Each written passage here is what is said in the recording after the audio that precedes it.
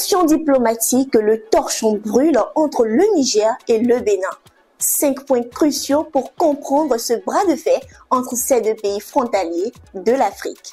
Le conflit entre le Niger et le Bénin est le résultat de tensions diplomatiques exacerbées par des événements récents.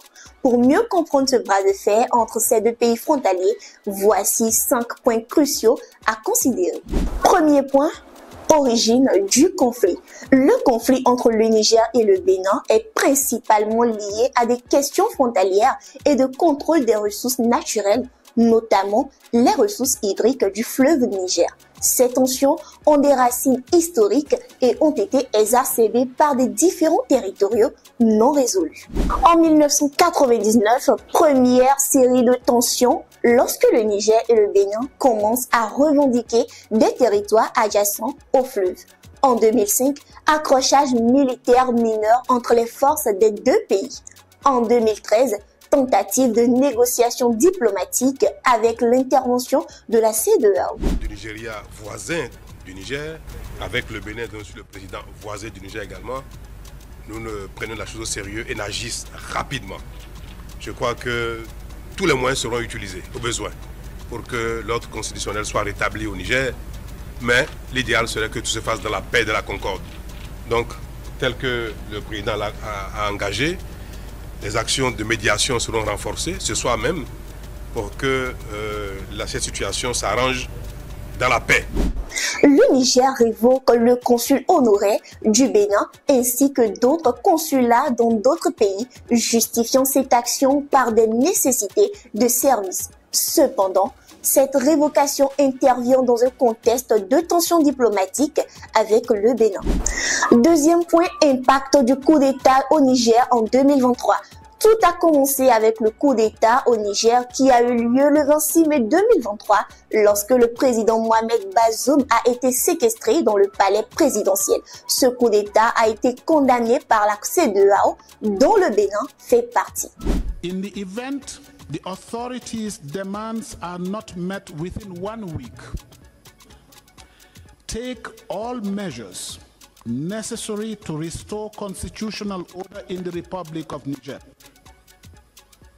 Such measures may include the use of force. Le Bénin était favorable à une intervention armée au Niger et des sanctions ont été infligées au Niger, tandis que d'autres pays comme le Togo appliquent les sanctions de façon douce. Le Bénin était catégorique en fermant ses frontières avec le pays du Sahel. Troisième point, fermeture persistante des frontières. Après la levée des sanctions par la CEDEAO, le Bénin a rouvert ses frontières, mais c'est sans compter sur la bonne foi du président Tiani qui a gardé les frontières fermées et a continué ses échanges avec le Togo et d'autres pays de la sous-région. La frontière entre le Bénin et le Niger reste fermée du côté du Niger en raison de la méfiance persistante envers la France et des pressions exercées par le soutien de la CNSP qui veulent punir le Bénin pour avoir accepté de jouer au jeu de la CEDEAO. Les gens passent par peur quitter le côté Niger pour le Bénin. Et à 18h, tout est bloqué à cause de l'insécurité. On a constaté que ceux qui ont moyen ont fait demi-tour, aller passer vers d'autres frontières, Karala, pour aller Kitao, pour aller vers le Niger. Voilà, nous sommes ici, on n'a pas de moyens pour retourner comme les autres. Ça fait que nous maintenant, on prie qu'ils n'ont qu'à ouvrir par ici, nous on va passer. Le Niger avance des raisons de sécurité pour justifier la fermeture de sa frontière avec le Bénin, craignant notamment une déstabilisation orchestrée par des forces extérieures. Quatrième point, conflit autour du pétrole et des ressources naturelles. Le Bénin interdit aux navires de charger du pétrole nigérien tant que le Niger ne rouvre pas sa frontière à partir de la plateforme de Semekoji dans le but de normaliser des relations et d'obtenir la réouverture des frontières terrestres. Le Bénin attend de voir le Niger rouvrir sa frontière et rétablir les relations bilatérales pour permettre le passage du pétrole nigérien par la plateforme de Semekoji. Cette interdiction marque un changement significatif dans les politiques de transport entre entre le Niger et le Bénin. Ceci oblige les camions béninois à trouver d'autres moyens pour collecter les marchandises. Cinquième et dernier point, tensions diplomatiques et personnalités politiques. Les tensions diplomatiques entre le Niger et le Bénin sont exacerbées par les remarques critiques du général Abdourahmane Tiani envers le président Patrice Talon. Tiani accuse Talon de chercher à exploiter la crise au Niger pour servir ses intérêts personnels, notamment en convoitant un troisième mandat et en favorisant l'application des sanctions de la CEDEAO pour se montrer favorable aux puissances étrangères. À Niamey, le ministre béninois des Mines, Samou Seydou Adambi, porteur de message du président Patrice Talon, n'a pas été reçu par le général Tiani. Après que son ministre des Mines, Seydou Adambi, soit revenu du comité inter-État organisé à Niamey par la société pétrolière chinoise WAPCO, Patrice Talon a réaffirmé que le problème n'était pas du côté béninois. La situation entre le Bénin et le Niger demeure une intrigue.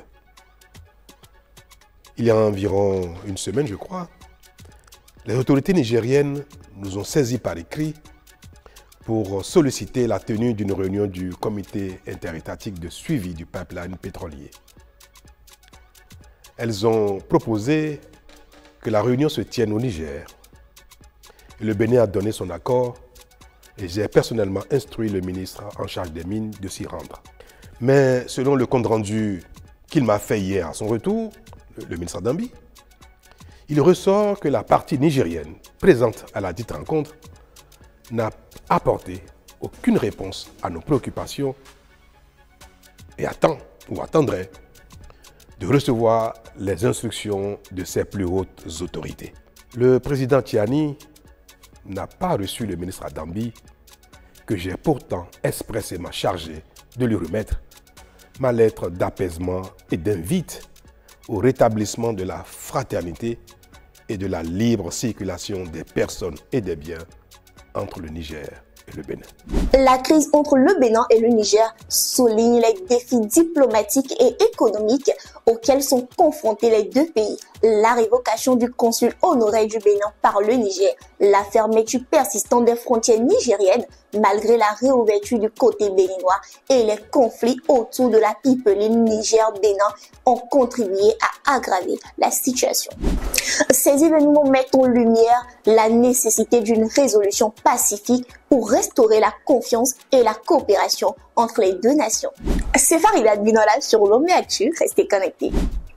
Lomé Actu.